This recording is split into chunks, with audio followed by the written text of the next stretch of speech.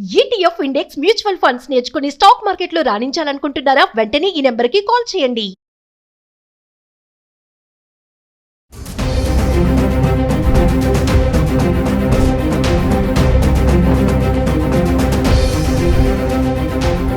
నమస్తే, welcome back to Suman TV. Present మనతో పాటు ఉన్నారు ఎనలిస్ట్ మందర్ కృష్ణారెడ్డి గారు. నమస్తే సార్. నమస్తే అమ్మా. సార్, మరి బంగారం ధరలు చూసుకుంటే కొంచెం తగ్గుతున్నాయి, మరి ఇంకా తగ్గుతుందా? మరి ప్రజెంట్ పరిస్థితులు ఎలా ఉన్నాయి అంటే ఒకసారి వివరాలకు వెళ్తే. బంగారాన్ని ఒకసారి మనం అవలోకన చేసుకుంటే గత సంవత్సరం 2024లో అక్టోబరు ఎండింగ్ నాటికి మనం చూస్తే అప్పుడు సుమారుగా 76,000 చిల్లర బంగారం ఉంది. ఇప్పుడు మనం మళ్ళీ 2025 అక్టోబర్ చివరి నాటి చూసుకుంటే, అంటే ఈ తగ్గక ముందు చూసినట్టయితే 1,27,28,000 దాకా కూడా మనం దాదాపు ప్రయాణం చేసి వచ్చాము. మనం రెండింటి మధ్య వ్యత్యాసం చూస్తే సుమారుగా 47,000 నుంచి 50,000 రూపాయల దాకా పెరిగినట్టుగా కనబడుతుంది. సుమారు ఒక 50,000 రూపాయలు పెరిగినాయని అనుకున్నాం. అలాగే వెండి కూడా అదే బేస్లో దాదాపుగా పెరిగింది. ఎందుకంటే అప్పుడు 80,000 రూపాయలు సుమారుగా ఉన్నట్టయితే ఇప్పుడు దాదాపు 1,50,000 దాకా కూడా వెళ్ళి వచ్చినటువంటి పరిస్థితి. అంటే సుమారుగా 60,000 నుంచి 70,000 రూపాయలు, 60,000 సుమారుగా అక్కడ పెరిగింది. ఇంత పెరుగుదల అసలు ఈ మధ్యకాలంలో ఎప్పుడూ లేదు. దాదాపుగా ఈ లెక్క చూసుకుంటే 10-15 ఏళ్ళు వెనక్కాల్సిన పరిస్థితులు దాదాపు ఏర్పడుతున్నాయి. ఇంత డ్రాస్టిక్గా పెరిగింది. ఇంత డ్రాస్టిక్గా పెరిగినటువంటి బంగారం మీద ప్రతి ఒక్కరూ ఆశపడ్డారు. ఇంకా పోతే ఇంకా పెరుగుతుందేమో అని టకటక కొనుక్కున్న వాళ్ళు ఉన్నారు. అవకాశం ఉన్న మేరకు కొని పడేసుకున్న వాళ్ళు ఉన్నారు. అసలు మొన్న పండగ సమయంలో చూసినట్టయితే కొనుక్కోవడానికి ఎవరు వచ్చారు అక్కడికంటే ఓన్లీ డబ్బున్న వాళ్ళు, పెట్టుబడి పర్పస్లో వచ్చిన వాళ్ళు తప్ప మధ్యతరగతి జీవులు ఎవరు కూడా కొనుక్కోవడానికి రావలేదు. అందుకే కొనుగోళ్లు విపరీతంగా పడిపోయాయని చెప్తున్నారు. కొనుగోళ్లు డ్రాస్టిక్గా పడిపోయాయి.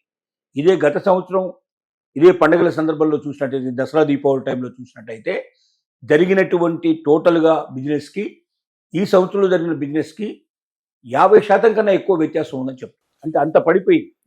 అంత పడిపోవడానికి కారణం ఏంటంటే ఇప్పుడున్న బంగారపు రేట్లు సామాన్యుడు అందుకోవడానికి వీల్లేనంత స్థాయికి ఎత్తుకెళ్ళిపోయి ఓన్లీ బాగా డబ్బున్న వాళ్ళు, పెట్టుబడి రూపంలో దాన్ని దాచుకోవాలనుకున్న వాళ్ళు మాత్రమే మ్యాక్సిమంగా కొనుక్కోవడానికి సిద్ధపడుతున్నారు. కానీ సడన్గా తగ్గుదల ప్రారంభమైంది. దాదాపుగా రోజు రోజుకు తగ్గుతూ వస్తుంది. 10,000 రూపాయలు సుమారుగా డిఫరెన్స్ దాదాపు మనకు ఈ వారం 10 రోజుల్లోనే కనబడేటువంటి పరిస్థితి ఏర్పడింది. అటు వెండిలో తగ్గుతోంది, ఇటు బంగారంలో తగ్గుతోంది. ఇది ఎక్కడి దాకా వెళుతుంది అని ఆలోచిస్తే మళ్ళీ అక్టోబర్లో 2024లో ఉన్నటువంటి రేట్లకు దరిదాపుగా వెళ్ళిపోతుందేమో అని కొంతమంది నిపుణులు దీని మీద ఆలోచిస్తున్నారు. కారణం ఏంటంటే ఇప్పుడున్న పరిస్థితుల్లో బంగారం మీద పెట్టుబడి పెట్టేదానికన్నా సేఫ్గా వేరే వాటిలో పెట్టుకుంటే బాగుండేటువంటి పరిస్థితులు ఇప్పుడు ఏర్పడ్డాయి అని ప్రపంచం లోపల. యుద్ధాలు దాదాపుగా తగ్గిపోయే పరిస్థితి. ఒక యుక్రెయిన్ రష్యా యుద్ధం మాత్రమే నడుస్తుంది తప్ప మిగిలిన యుద్ధాలన్నీ దాదాపుగా పూర్తిగా ఏదో ఒక అవగాహన ఒప్పందాలు చేసుకొని ప్రస్తుతానికైతే కాంప్రమైజ్ అయిపోయి వాళ్ళు పీస్ఫుల్గా ఉండేటువంటి పరిస్థితులు ఏర్పడ్డాయి. ఇటు ఆఫ్ఘన్ పాకిస్తాన్ యుద్ధం కానీ, అటు మనకు ఇజ్రాయెల్ గాజా యుద్ధం కానీ, ఇవన్నీ కూడా మనకి ఇప్పుడు మటుమాయమయ్యే పరిస్థితులు ఏర్పడ్డాయి. ఇప్పుడు రెండోది ఏంటంటే మనకు డాలర్ విషయంలో కూడా తీసుకున్నట్టయితే స్ట్రాంగ్గా ఉండటం వల్ల ఎక్కువగా బంగారం మీద పెట్టుబడి పెట్టడం కన్నా ముందుకు వెళ్ళడానికి మంచిదనే ఉద్దేశానికి వస్తున్నారు.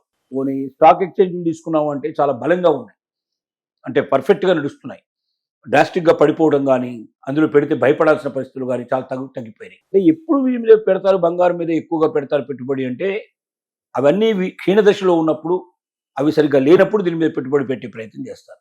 అవి బలంగా ఉన్నప్పుడు దాంట్లో పెట్టుబడి పెట్టుకుంటే దీనికన్నా చాలా ఎక్కువ రేట్లు వస్తాయి. కాబట్టి ఎక్కువ రేట్లు బాగా లాభం వచ్చేట్టు దాన్ని వదిలిపెట్టి తక్కువ దాంట్లోకి రావడానికి ప్రయత్నం చేయరు. బ్యాంకు వడ్డీలు కూడా తగ్గితే మాత్రమే బంగారం మీద పెట్టే పెట్టుబడి పెడతారు. బ్యాంకు వడ్డీలు కూడా కొంచెం పెరిగే పరిస్థితులు ఏర్పడ్డాయి కాబట్టి అటువైపు కూడా ఎక్కువ మంది బ్యాంకుల్లో పెట్టుకోవడానికి ప్రయత్నం జరుగుతోంది. వీటన్నిటి కారణంగా కొద్దిగా క్షీణదశ మొదలైందేమో అని అనిపిస్తుంది. రెండోది, ఒక పెట్టుబడిదారులు మాత్రమే పెట్టగలిగేటువంటి పరిస్థితుల్లో ఇప్పుడు బంగారం కొనుక్కోగలిగే పరిస్థితి ఉండి సామాన్యులకు దూరం అయిపోయే పరిస్థితి ఏర్పడదు కాబట్టి కొనుగోళ్లు బాధ్యం తగ్గిపోయినాయి. కొనుగోళ్లు తగ్గే వరకు ఏమైంది, డిమాండ్ తగ్గిపోయింది. ఎప్పుడైతే డిమాండ్ తగ్గిపోతుందో ఆటోమేటిక్గా రేట్లు కూడా పడిపోయే అవకాశాలు ఉంటాయి. సో వీటన్నిటి సూచిక ఆధారంగా ఇదే ట్రెండ్ కంటిన్యూ అవుతే బంగారం మళ్ళీ కిందికి వచ్చేసి ఒక రకంగా మళ్ళీ 2024 అక్టోబర్ నాటికి ఉన్నటువంటి పరిస్థితులకు రీచ్ అవుతుందేమో, 76,000-80,000 వరకు రీచ్ అయ్యే అవకాశాలు ఉన్నాయేమో అని కొంతమంది అంచనా. కానీ 100% ఇలాగే జరుగుతుంది, ఇంత తేడా వస్తుంది, ఇక పెరగదు, ఇక తగ్గినట్టే పూర్తిగా అన్ని అని 100% భావించడం అనేది సాధ్యం కాదు. అదే బంగారాన్ని ఎక్స్పెక్ట్ చేయడం అంటే అది ఊరికే మనం ఏదో జ్యోతిష్యం చెప్పినట్టుగానే ఉంటుంది తప్ప వాస్తవికం చాలా దూరంగా ఉంటుంది. అది కొనుక్కునే వాళ్ళు 1-10 సార్లు ఆలోచించాలి. ఎవరన్నా కొంచెం ట్రెండ్ తగ్గుముఖం కనబడుతుంది కాబట్టి కొద్ది కాలం వెయిట్ చేసి, అంటే ఇంకా తగ్గుతుందా లేక మళ్ళీ పెరుగుతుందా అని కొంచెం వెయిట్ చేసి, తగ్గితే ఒక స్టాండర్డ్ దాకా తగ్గే పరిస్థితి ఏర్పడి ఇంకా కొంచెం పెరగడంలో ఒక వారం 15 రోజులు నెల రోజులు పెరుగుతాం కనబడుతున్నట్టయితే అప్పుడు ఆ టైంలో కొనుక్కున్నట్టయితే బెటర్. ఇప్పుడు కొనేటువంటి వాళ్ళు కొద్దిగా ఆగడం మంచిది, కొంతకాలం వెయిట్ చేయడం మంచిది. ఎలాగూ తగ్గుదల కనబడుతుంది కాబట్టి. అదే మళ్ళీ ప్రతిసారి మనం చెప్తున్న విషయం ఏంటంటే అప్పు చేసి కొనకండి బంగారాన్ని. మీ దగ్గర డబ్బు ఉంటే మాత్రం బంగారం కొనుక్కోండి. అది ఇవాళ కాకపోయినా రేపైనా భవిష్యత్తులో ఎప్పుడైనా ఉపయోగపడుతుంది. సులభంగా తాకట్టు పెట్టుకోవడానికి వీలుపడుతుంది, సులభంగా అమ్మడానికి వీలుపడుతుంది, సులభంగా అవసరాలన్నిటికీ ఆదుకునే అవకాశం ఉంటుంది.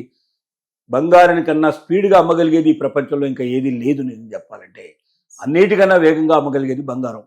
ఆ తర్వాత వెండి కూడా ఇప్పుడు బాగా రేట్లు పెరుగుతున్నాయి కాబట్టి అది కూడా అమ్మడానికి అవకాశం ఉంది. సామాన్యులు అయితే, మధ్యతరగతి వారు అయితే వెండి మీద ఎక్కువ పెట్టుబడి పెట్టండి.